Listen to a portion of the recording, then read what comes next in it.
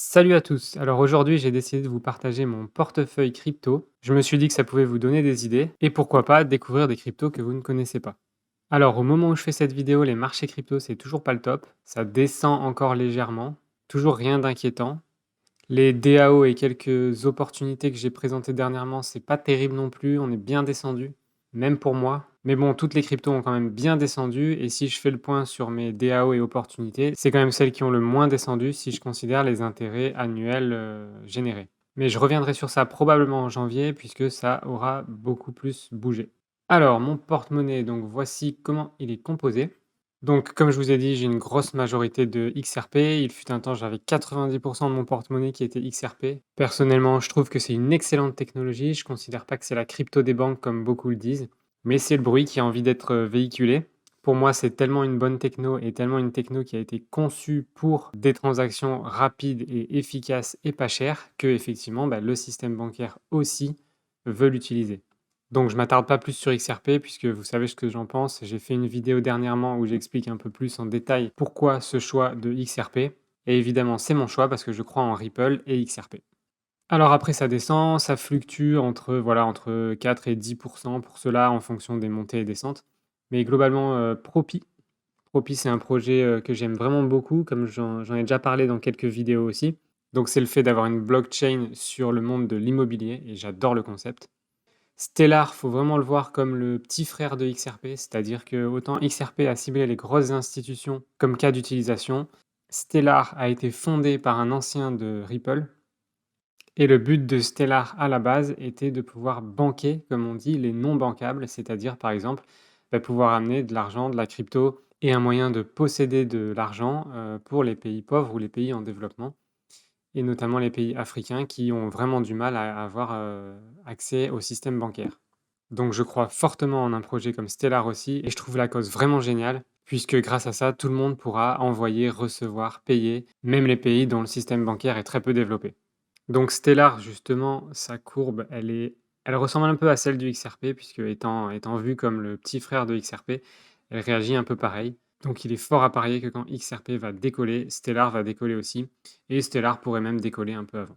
Ensuite, Ensuite, on a Solana et Polygon que j'aime beaucoup parce qu'ils facilitent le déploiement d'applications sur la blockchain ou même l'utilisation de la blockchain tout simplement. Solana en particulier, on a vu que son prix a explosé en fait ces derniers mois et il a une croissance assez folle, donc voilà, c'est vraiment une crypto que j'aime beaucoup. Polygon, alors Polygon, il y a plusieurs raisons. Voilà, déjà, on a une courbe vraiment très très belle qui fait que monter.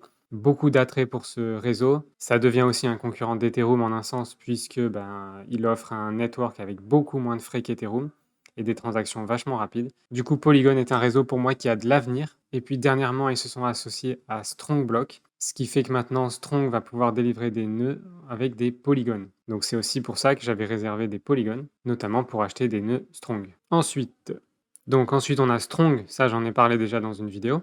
Ensuite, on a Cosmo, donc Atom et Polkadot, donc Dot, que je considère un peu aussi comme des frères et sœurs finalement, parce qu'elles ont un peu le même principe de simplifier un peu le déploiement et l'utilisation des blockchains, et elles ont eu des croissances intéressantes, surtout Atom dernièrement. En tout cas, c'est deux blockchains que j'aime bien. Je pourrais abandonner le DOT l'année prochaine si je vois qu'il stagne un peu, parce qu'effectivement, autant je vois de l'attrait dans Atom, mais je vois moins d'attrait dans DOT dernièrement, donc à voir et à suivre. Alors Atom, lui, par rapport à sa courbe, on est pas mal, vous voyez, on a eu des hauts et des bas, mais on a quand même une bonne croissance. Le market cap est pas très haut, ce qui fait qu'il y a encore du chemin pour cette crypto. Ensuite, alors Sologenic, j'en ai pris récemment parce que j'aime bien le projet. C'est le token de la plateforme décentralisée sur XRP et je pense que ça a beaucoup d'avenir. Et puis notamment, on a le airdrop, comme j'en ai parlé aussi dans une vidéo, dont le snapshot aura lieu le 24 décembre. Et du coup, vu qu'on est en amont du 24, on a le prix qui pump un peu depuis un moment, ce qui prouve que j'ai bien fait de m'y placer il y a quelques temps. Et le cours du solo, comme vous pouvez le voir, il a énormément grimpé. Voilà, moi je l'ai pris à peu près par là. Il a énormément monté depuis et là, on sent qu'il y a encore beaucoup d'attractions et je pense que c'est du fait du airdrop et du snapshot le 24 décembre. Donc bonne plateforme, bonne techno, on a encore un market cap assez faible. Du coup, beaucoup à faire pour Sologenic, mais il est possible que j'en relâche une bonne partie le 24 décembre parce que ça risque de dégringoler. Ensuite, Polymath Network, celui-là, je l'aime bien aussi. Il a vraiment beaucoup grimpé depuis que je l'ai pris. Ici, on voit sa courbe. Donc moi, je l'ai pris par là. Et Polymath permet de blockchainiser, entre guillemets, tous les assets qui ne sont pas des crypto-monnaies. Donc là aussi, je pense que c'est une excellente idée avec pas mal d'avenir. Ensuite, on a donc Songbird. Songbird, j'en ai tout simplement parce que j'ai bénéficié des airdrops XRP. Du coup, j'en ai pas mal qui m'ont été offerts en cadeau et ça me permet un peu de tester les nouvelles infrastructures, notamment qui vont arriver sur Flare et d'être prêt pour tout ce qui va arriver sur Flare, par la suite. Donc je garde et je joue un peu avec. Et pour info, ça génère quand même dans les 70 à l'année en ce moment avec la délégation, sur, les Songbird. Ensuite, on a Quant, Hedera, Hgraph, Celo, Alliance Block, Xinfin. Ça, c'est des cryptos, je vais sûrement revenir dessus en détail. Pour moi, c'est l'avenir de la finance. Elles font toutes des choses vraiment très intéressantes. Hedera pourrait être un sacré concurrent de Ethereum. Quant permet l'interopérabilité entre les blockchains, c'est-à-dire comment on communique d'un projet à l'autre, d'une blockchain à l'autre. Voilà, Quant est vraiment là pour ça. Et ces 5 crypto-monnaies ici en bleu clair ont été mentionnés notamment au World Economic Forum, ainsi que XRP. Donc, il y a probablement de l'avenir dans ces cryptos. Ensuite, j'ai du XR Doge. Donc là, l'idée, c'est d'avoir un chien, un même chien, mais pourquoi pas l'avoir directement sur la technologie XRP, ce qui fait qu'on a des transactions super faibles et super rapides, et ça compte quand on veut faire des échanges avec ça. Ça, c'est vraiment un fun casino, puisque ça peut exploser ou pas, peu importe, mais si ça explose, bah, ça ne fera qu'augmenter mon portefeuille XRP, puisque j'ai mes paliers de vente directement XR Doge, XRP. Algo permet de rendre les plateformes plus efficaces et plus rapides. Les blockchains, notamment comme Bitcoin ou Ethereum, qui sont peu performantes, Algo permet de les rendre plus performantes. Ensuite, API 3, donc c'est une blockchain qui permet de monétiser les API, c'est-à-dire toutes les interfaces entre un client informatique et un serveur informatique. Ça, on appelle ça des API, et API 3 permet justement de blockchainiser, entre guillemets, ce genre de système. Binance Coin, évidemment, donc c'est le coin de Binance, qui a beaucoup grimpé et qui a encore énormément d'avenir, et je m'en sers notamment avec Position Exchange pour une opportunité avec des intérêts annuels élevés. Wonderland, Hector et Snowbank, j'en ai déjà parlé. Wonderland et Hector, j'en ai parlé dans mes précédentes vidéos et je viens d'ajouter Snowbank après avoir fait quelques recherches. Alors ça reste risqué, hein, c'est toujours pareil, mais le projet semble vraiment pas mal, donc je l'ai ajouté à mon porte-monnaie et je ferai probablement une vidéo prochainement sur Snowbank. Et enfin Ethereum, donc bah là j'en ai, mais c'est juste pour payer les frais puisque si je n'avais pas de frais à payer, je n'aurais pas d'Ethereum. Et bien sûr, je n'ai pas de Bitcoin. Ici à droite, je vous ai mis les cryptos fortement considérés, donc que je considère fortement achetés par la suite. Tout simplement parce qu'on ne peut pas être partout. Je pense que si je pouvais être partout, je les aurais déjà. J'attends de rééquilibrer des gains vers ces cryptos-là. Donc Avalanche, on l'a vu dans quelques vidéos précédentes aussi, c'est un réseau un peu comme Polygon ou Phantom et que je trouve vraiment super. Et je pense que ça a beaucoup d'avenir vu que certaines banques commencent à en parler. Du coup, à considérer fortement. Terra Luna, c'est un projet intéressant au niveau des stablecoins.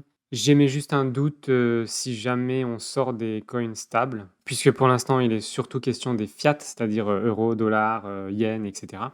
Les fiat étant donc les monnaies déployées par les gouvernements. Donc tout simplement à voir ce que deviennent les fiat dans l'avenir. Elles pourraient disparaître, elles pourraient être des cryptos. Du coup, voilà, à voir au niveau de ce projet-là. IOTA, c'est une crypto dont le but est de blockchainiser les Internet of Things, c'est-à-dire tout ce qui est objet connecté. Donc là aussi, il y a du potentiel. Aelf, c'est une infrastructure justement qui permettrait de simplifier les relations entre les chaînes et les multi-chains, un peu comme on a vu sur le protocole Rubik, et donc de faciliter les transferts inter-chain.